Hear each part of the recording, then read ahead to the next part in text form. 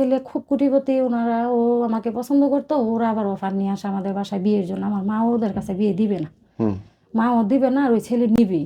পরে ওই ছেলে ওর বাবাকে নিয়ে আসে, নিয়ে আসার পরে বাবা ওর বাবা আবার আমাদের আর্থিক দেখে ফিরাইয়া দেবে যে আচ্ছা। না না আমার আত্মীয় স্বজন বন্ধু বান্ধব এসে আমি কোথায় বসাবো, ওদের তো বসারই জায়গা নেই, ভাঙাচোরা একটা ঘর, এই ঘরে এসে কিভাবে, না বাবা এটা সম্ভব না। তো ওই ছেলে আমাকে অফার করে যে আমরা পালাই গিয়ে বিয়ে করবো।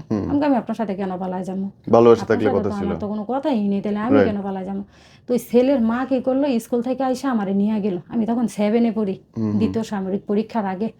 তো ওই ছেলের মা এসে আমারে নিয়ে গেল, তুমি একটু আসো তো। তো গেছি, কেন আপনি আমার হাত ছাড়েন, হাত ছাড়েন, আপনি ও আমাকে হাত ধরে কোথায় নিয়ে নিয়ে, গেছে স্কুল হ্যাঁ থেকে? হাত যে ধরছে আর ছাড়ে না। হ্যাঁ। তো আপনি আমার হাত ধরে রাখছেন কেন, আপনি আমাকে হাত ছাড়েন, হাত ছাড়েন। উনি নিয়েই গেল, নিয়ে গিয়ে বলতেছে দেখো আমার ছেলে তোমাকে অনেক ভালোবাসে, আমার স্বামী রাজি না, তুমি যাও, আমি রাজি, পরবর্তীতে যখন একটা বাচ্চা টাচ্চা হইব তখন আমরা এটা, আমি এটা যে আমি হায় বাড়ি হায়, সামাল দিয়ে নিব, তুমি যাও। ইন্টারেস্টিং। এখন আমি বললাম ওই ছেলের মা কাছে বিয়ে, ছেলেরে ভাগা দিচ্ছে হ্যাঁ হ্যাঁ, আরেকটা এখন আমি গার্লফ্রেন্ড দিয়া। বলতেছি যে ওই ছেলে যে, তাহলে আমার চাচা তো যে ভাই, ওই ভাইয়ের কাছে বিয়ে না বসে আমি এই ছেলের কাছে বিয়ে বসবো, এটাই ভালো। হ্যাঁ। যেহেতু বিয়ে বসতেই হইব না, তাহলে ওর কাছেই বিয়ে বসে পড়ে। আমি জি। সিদ্ধান্ত নিলাম যে ওর সাথে আমি চলে যাম। হুম। সিদ্ধান্ত যখন নিলাম চলে যাবো, ওর মা আমাকে একটা চেইন দিল, একটা আংটি দিল, একটা নাকফুল দিল, এক জোড়া দুল দিল, আমাকে এগুলো হাতে দিল, দিয়া বলল, আর টাকা দিল ওর হাতে, যে তোমরা যাও, পরে যা লাগে আবার আমি পাঠাই দিব মনে টাকা, আর তুমি মাঝে মাঝে আইসো, তোমার বাবা যখন না থাকে আমি টাকা দিয়ে দিব।